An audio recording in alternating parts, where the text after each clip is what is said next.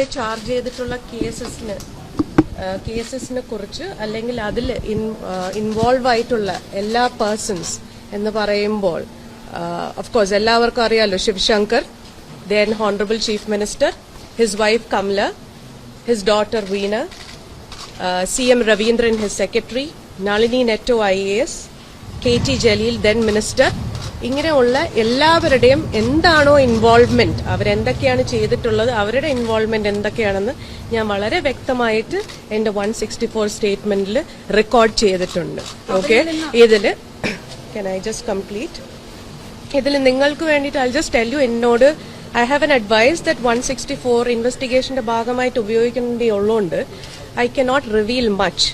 But way back in ഇതെല്ലാം തുടങ്ങുന്നത് എങ്ങനെയെന്ന് വെച്ചാൽ way back in 2016 honourable chief minister ദുബായിൽ പോയ സമയത്താണ് ആദ്യമായിട്ട് ശിവശങ്കർ എന്നെ കോൺടാക്ട് ചെയ്യുന്നത്. കോൺസുലേറ്റിൽ സെക്രട്ടറി ആയിട്ട് ഇരിക്കുന്നുണ്ട്. പുള്ളിക്കാരൻ പറഞ്ഞു, ഹോണറബിൾ ചീഫ് മിനിസ്റ്റർ ഒരു ബാഗ് മറന്നുപോയി, ആ ബാഗ് ഇമ്മീഡിയറ്റ് ആയിട്ട് എത്രയും പെട്ടെന്ന് ദുബായിൽ എത്തിച്ച് തന്നെ ആവണം. അങ്ങനെ നമ്മളുടെ കോൺസുലേറ്റിൽ ഒരു ഡിപ്ലോമാറ്റ് അഹമ്മദ് ദുക്കി എന്ന് പറയുന്ന ഒരു ഡിപ്ലോമാറ്റിന്റെ കയ്യിലാണ് ഈ ബാഗ് കൊടുത്തുവിടുന്നത്. ആ ബാഗ് കോൺസുലേറ്റിന്റെ ഒഫീഷ്യൽ കൊണ്ടുവന്നപ്പോൾ നമ്മൾ മനസ്സിലാക്കിയത് അതിന്റെ അകത്ത് കറൻസി ആയിരുന്നു. അങ്ങനെയാണ് ഇതെല്ലാം തുടങ്ങുന്നത്. ഓക്കെ, ഇതിന്റെ ബാക്കിയുള്ള വിശേഷങ്ങളും. നമസ്കാരം. നമ്മളിപ്പോൾ കേട്ടിട്ടുള്ളത് സ്വപ്ന സുരേഷിന്റെ വെളിപ്പെടുത്തലാണ്. ഇത് ഇന്നത്തെ വെളിപ്പെടുത്തലല്ല കേട്ടോ. 2021 കാലഘട്ടത്തിൽ അവരെ ബോധപൂർവം കേസിൽ പ്രതിയാക്കി പിണറായി വിജയനെയും മകളെയും ഭാര്യയെയും മകനെയൊക്കെ അതേപോലെ മകനെയൊക്കെ രക്ഷപ്പെടുത്താൻ വേണ്ടി ബോധപൂർവം അവർ പ്രതിയാക്കി കൊടുത്താരെ സ്വപ്ന സുരേഷിനെ. സ്വപ്ന സുരേഷാണ് തട്ടിപ്പെല്ലാം നടത്തിയെന്ന് വരുത്തിച്ചു, സ്വർണ്ണക്കള്ളക്കടത്ത് നടത്തിയെന്ന് വരുത്തിച്ചു, ഡോളർ കടത്ത് നടത്തിയെന്ന് വരുത്തിച്ചു. അതെന്തിനാണ് വരുത്തിച്ചത്? കാരണം അവർക്ക് രക്ഷപ്പെടണം. ആരെങ്കിലും ബലിയാടാക്കി അവർ അത്താഴം വേണ്ടില്ല, അവരെ കൊന്നാലും വേണ്ടില്ല, പിണറായി വിജയനും മകനും ഒന്നും തൊടാൻ അവരൊക്കെ സേഫ് ആയിരിക്കണം. അവർ ലോകത്തിന് മുന്നിൽ ബഹുമാന്യന്മാരായ വ്യക്തികളായി തീരണം എന്നുള്ളതാണ്. ഇത് ഞാൻ ഇന്നും ഇന്നലെയും കണ്ടതല്ല. 2005 ഫെബ്രുവരി മാസത്തിൽ പിണറായി വിജയൻ നടത്തിയ ലാവ്ലിൻ അഴിമതിയുടെ ഞെട്ടിക്കുന്ന രേഖകൾ ക്രൈമിലൂടെ പുറത്തു വിട്ടപ്പോൾ കമല ഇന്റർനാഷണൽ എക്സ്പോർട്ടിംഗ് കമ്പനി എന്ന് പറയുന്ന ഭാര്യയുടെ പേരിലുള്ള സിംഗപ്പൂരിലുള്ള കമ്പനിയുടെ പേരിൽ മലബാറിലെ ക്യാൻസർ രോഗികൾക്ക് കനേഡിയൻ ഗവൺമെൻറ് കൊടുത്ത 75 കോടി രൂപ തട്ടിയെടുത്തപ്പോൾ ആ അക്കൗണ്ടിലേക്കാണ് അയച്ചത്. ആ രേഖകളാണ് ഞാൻ പബ്ലിഷ് ചെയ്തിരുന്നത്.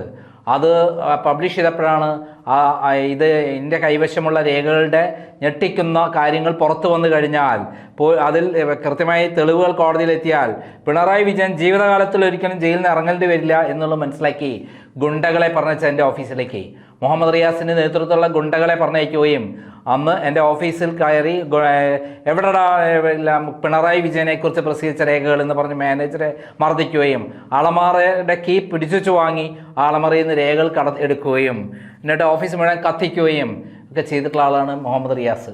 ഇന്നിപ്പോൾ മുഹമ്മദ് റിയാസ് കൃത്യമായി ഫ്രെയിമിലേക്ക് വന്നിരിക്കുകയാണ്.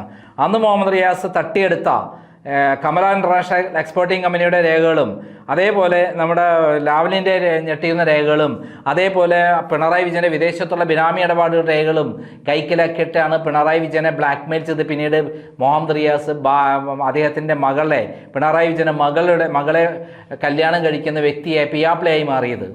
അങ്ങനെ ആ ചരിത്രം സൃഷ്ടിച്ചു. കാരണം ബ്ലാക്ക് മെയിലിങ്ങിലൂടെ എങ്ങനെ മകളെ കല്യാണം കഴിക്കാം, മന്ത്രിയാകാം, MLA ആകാം, MP ആകാം, മത്സരിക്കാം, സീറ്റ് കിട്ടാം, കോർപ്പറേഷനിലെ കൗൺസിലറായി മത്സരിക്കാൻ സീറ്റ് കിട്ടാം എന്ന് തെളിയിച്ച വ്യക്തിയാണ് മുഹമ്മദ് റിയാസ്. അന്ന് 40-45 ദിവസമാണ് ജയിലിൽ കിടന്ന് ക്രൈമിൻ്റെ ഓഫീസ് ആക്രമിച്ചതിന്. അങ്ങനെയുള്ള മുഹമ്മദ് റിയാസ് ഇപ്പോൾ കൃത്യമായി ഫ്രെയിമിലേക്ക് വരുമ്പോൾ 21 വർഷം പിന്നിട്ടിരിക്കുന്നു.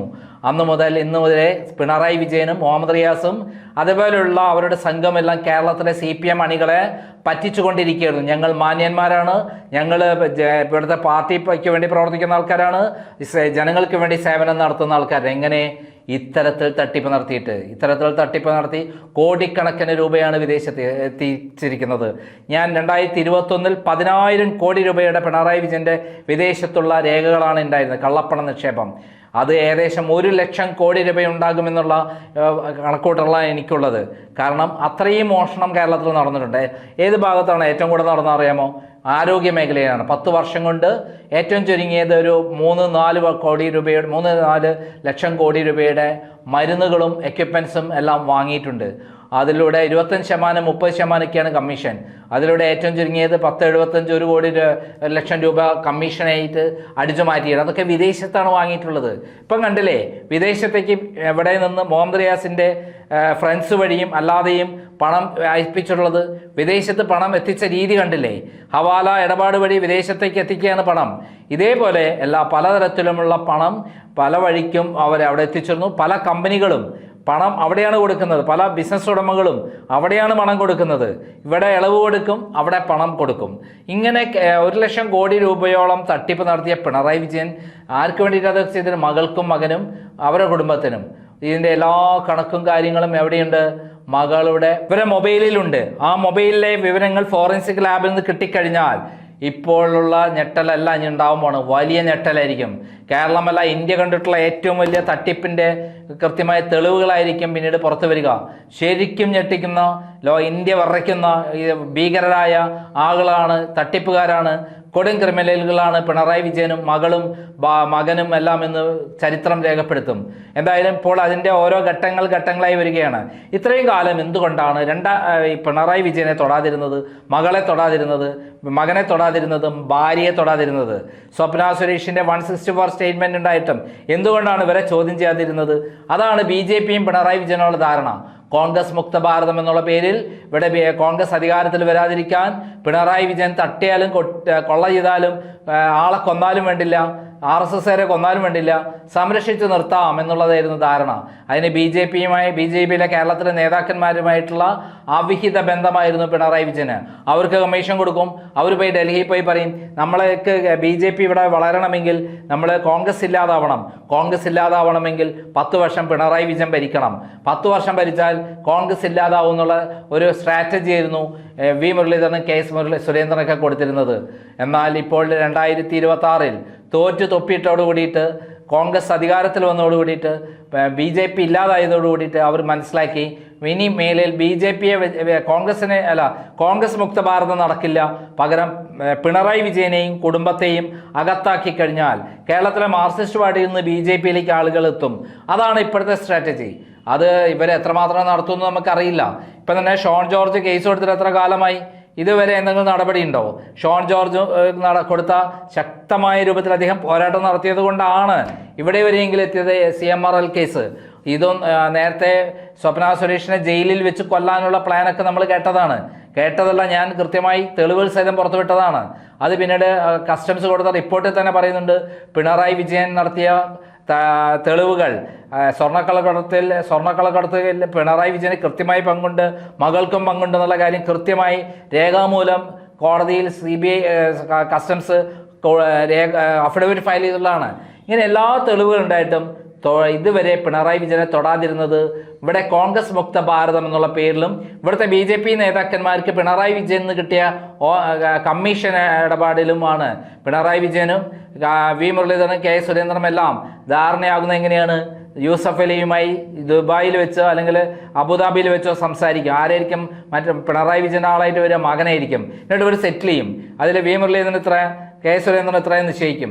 അല്ലായിരുന്നെങ്കിൽ എന്തുകൊണ്ടാണ് ലാവലിംഗ് കേസ് ഇത്രയും കാലം ഉണ്ടായിട്ടും ഇവരോട് ഞാൻ നേരിട്ട് വിളിച്ചു പറഞ്ഞിട്ടും കൃത്യമായി സുപ്രീം കോടതിയിൽ എടുപ്പിക്കാതിരുന്നത്? 9 വർഷം കഴിഞ്ഞിരിക്കുന്ന ലാവലിംഗ് കേസ് സുപ്രീം കോടതിയിലായിട്ട് ഇന്നേ വരെ തൊടാൻ ഇവിടുത്തെ BJP നേതാക്കന്മാർക്ക് ഇതിനെപ്പറ്റി യാതൊരു വിവരമില്ലാത്ത പൊട്ടന്മാരെ മാതിരി നിൽക്കുകയാണ്. കാരണം ഇവർ കൃത്യമായി പ്രവർത്തിച്ചിരുന്നെങ്കിൽ എന്നോ പിണറായി വിജയൻ അകത്താകുമായിരുന്നു. ലാവലിംഗ് കേസിൽ കൃത്യമായി അത് വിചാരണയ്ക്ക് വിട്ടിരുന്നെങ്കിൽ ഈ പിണറായി വിജയൻ മുഖ്യപ്രതിയായി ജയിലിൽ കിടക്കുന്ന രംഗം നമ്മൾ കാണാമായിരുന്നു. പിണറായി വിജയനെക്കുറിച്ച് ആദ്യമായി അഴിമതി കഥ പുറത്തു കൊണ്ടുവന്ന ഒരാൾ എന്ന രൂപത്തിൽ ഇപ്പോൾ ഞാൻ പുഞ്ചിരിക്കുന്നത് എന്താണ്? എല്ലാ പത്രദൃശ്യമാധ്യമങ്ങളും ഇപ്പോൾ വാർത്ത പ്രസിദ്ധീകരിക്കാൻ തുടങ്ങിയിരിക്കുന്നു. അന്ന് ഞാൻ ഒറ്റയ്ക്കാണ് പോരാടിയിരുന്നത്. ക്രൈം ആദ്യം വിളിച്ചു പറയുന്ന കാര്യങ്ങൾ പിന്നീട് എല്ലാ പത്രദൃശ്യമാധ്യമങ്ങളും ഏറ്റെടുക്കുന്നു എന്നുള്ളത് എനിക്ക് ഏറെ സന്തോഷം നൽകുന്നതാണ്. 2005 ഞാനന്ന് പ്രസിദ്ധീകരിച്ചു. ഇന്നിപ്പോൾ 2026 പിണറായി വിജയനെയും മകനെയും ഒക്കെ കുറിച്ചുള്ള വാർത്തകൾ മത്സരിച്ച് പ്രസിദ്ധീകരിച്ചുകൊണ്ടിരിക്കുകയാണ് കേരളത്തിലെ പത്രദൃശ്യമാധ്യമങ്ങൾ. എന്തായാലും കേരളത്തിലെ മാർക്സിസ്റ്റ് പാർട്ടിയെ മുച്ചൂട് നശിപ്പിച്ച് ഇല്ലാതാക്കിയിട്ടുള്ള ഒരു നേതാവ് എന്നുള്ള റെക്കോർഡ് എന്തായാലും പിണറായി പിണറായി വിജയന് തന്നെയുണ്ട്. എന്തായാലും ഇനിമേലിലെങ്കിലും നമുക്ക് കൃത്യമായി ഇവരെക്കെതിരെ നടപടികൾ എടുക്കുമെന്നുള്ള പ്രതീക്ഷിക്കാം. ഒന്നും പറയാൻ പറ്റില്ല. കാരണം ഈ ഇടനിലക്കാരായി നിൽക്കുന്നത് ഇവിടുത്തെ BJP നേതാക്കന്മാരാണ്. അവർക്ക് പിണറായി വിജയൻ ഒരു ഘട്ടം കഴിയുമ്പോൾ അവരുടെ പേര് വിളിച്ചു പറയും, ഞങ്ങൾ ഇത്ര കൊടുത്തിട്ടുണ്ട് ആർക്ക്, ഇവിടുത്തെ നേതാക്കന്മാർക്ക്. അത് പേടിച്ചിട്ടാണ് ഇവിടുത്തെ നേതാക്കന്മാർ കൃത്യമായി പേടിച്ചിരിക്കുന്നത്. കാരണം പിണറായി വിജയൻ കൊടുക്കുന്ന പൈസയൊക്കെ വ്യക്തമായി തെളിവുണ്ടാക്കി വെക്കും. അങ്ങനെ തെളിവുകൾ ഈ പറയുന്ന എൻഫോഴ്സ്മെന്റിനൊക്കെ കൊടുത്തു കഴിഞ്ഞാൽ അവരുടെ വീടും റെയ്ഡ് ചെയ്യേണ്ടി വരും. അതുകൊണ്ടാണ് പിണറായി വിജയൻ സേഫ് ആണെന്ന് ഇത്രയും കാലം നമ്മൾ പറയുന്നത്. കാരണം BJP-ക്കാരെ നേതാക്കന്മാരെ കുടുക്കിയിട്ടിട്ടുണ്ട്. അല്ലായിരുന്നെങ്കിൽ എന്തുകൊണ്ടാണ് BJP ശക്തമായ നിലയിൽ പിണറായി വിജയനെ കൊടുക്കാൻ വേണ്ടി ഇത്രയും കാലമായിട്ട് ശ്രമിക്കാതിരുന്നത്? ഇത് 2020 കേസാണ്. ഷോൺ ജോർജ് ഇപ്പോൾ കേസ് കൊടുത്ത് എൻഫോഴ്സ്മെന്റ് അന്വേഷിച്ചുകൊണ്ടിരിക്കുന്ന CMRL കേസ്. അന്ന് എൻഫോഴ്സ്മെന്റ് റെയ്ഡ് കൃത്യമായി അന്വേഷണം നടത്തിയിരുന്നെങ്കിൽ ഇപ്പോൾ ജയിലിൽ കിടക്കേണ്ട ആൾക്കാരാണ് പിണറായി വിജയനും മകളും മകനും എല്ലാം. എന്തായാലും എല്ലാ കാലത്തും രക്ഷപ്പെടാമെന്നുള്ള പിണറായി വിജയന്റെ വ്യാമോഹങ്ങൾക്ക് ഒരു നാളെങ്കിലും തിരിച്ചടി കിട്ടും. കാരണം സത്യം സത്യമായിട്ട് തന്നെ നിലനിൽക്കും. ആ സത്യങ്ങളായി വരുമ്പോൾ പിണറായി വിജയൻ ജയിലിൽ തന്നെ കിടക്കേണ്ടി വരും ജീവിതകാലം മുഴുവൻ. അവസാന കാലഘട്ടങ്ങളിൽ ആരുടെ കൂടെ? മകളുടെയും മകൻ്റെയും അതേപോലെ ഭാര്യയുടെയും കൂടെ.